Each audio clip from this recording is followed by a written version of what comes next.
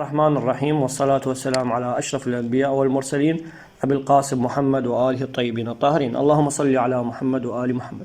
طلاب الأعزاء، طلاب الصف الخامس الإعدادي بفرعيه العلمي والأدبي، السلام عليكم ورحمة الله وبركاته. درسنا لهذا اليوم هو الأدب والنصوص. عنوان المحاضرة النثر في العصر الأموي، وهو من ضمن مفردات الجزء الأول من كتاب قواعد اللغة العربية الوحدة الرابعة.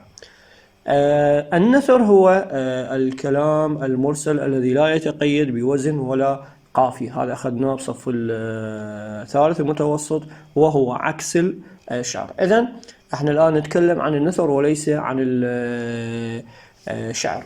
سؤال: هل عرف العرب الكتابة في عصر ما قبل الإسلام وعصر صدر الإسلام؟ وضح ذلك.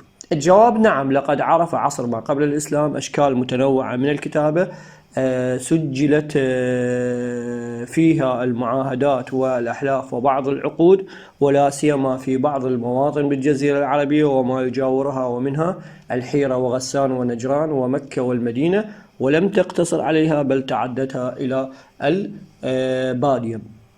العصر ما قبل الإسلام وعصر صدر الإسلام كانت التدوين موجود، وكثير من الشواهد منها في عصر صدر الإسلام صلح الحديبية وما جرى فيه من معاهدة واتفاق بين الرسول الأعظم صلى الله عليه وآله وسلم والمشركين. سؤال: متى ظهرت الحاجة الماسة للكتابة في عصر صدر الإسلام؟ بالمناسبة الملزمة موجودة على شكل PDF في الملفات في قناتنا على التليجرام، اللي راح ننزل بأول تعليق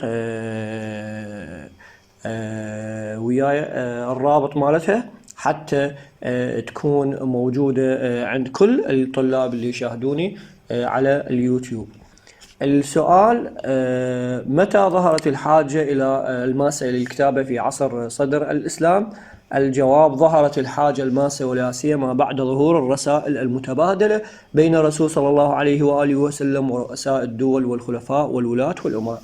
يعني الرسول الأعظم صلى الله عليه وآله وسلم كان يتبادل الرسائل، يعني فيما يخص أمور الدولة الإسلامية وبعض الأمور التي تخص الدول المجاورة لهذه الدولة عن طريق إرسال الرسائل والخطابات. سؤال: ما حال الكتابة في العصر الأموي؟ أو سؤال ثاني: ما هي خصائص أو ما خصائص النثر في العصر الأموي؟ احنا كل عصر راح ناخذ مميزات وخصائص.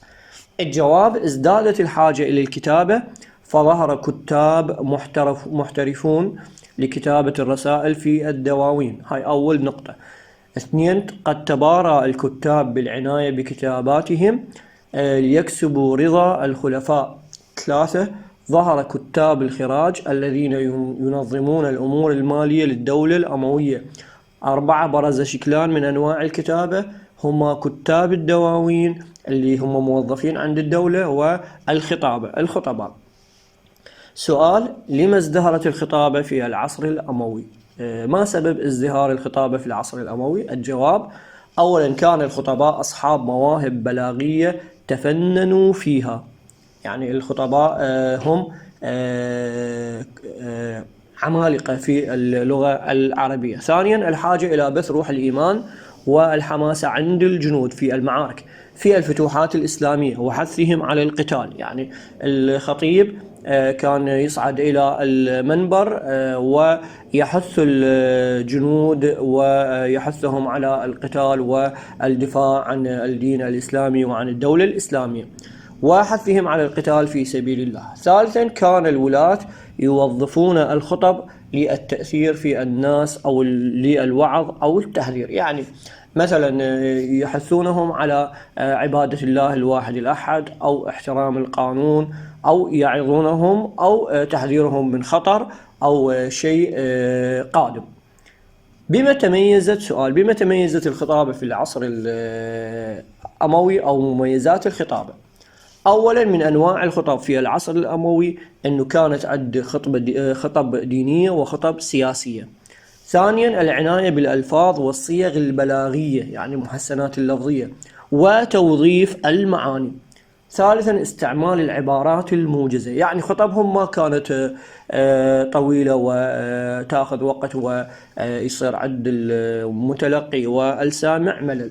4 جزالة الألفاظ الدالة على المعنى المراد منها، متأثرين بذلك بأسلوب القرآن الكريم والاستشهاد بآياته المحكمات وأحاديث النبي محمد صلى الله عليه وآله وسلم.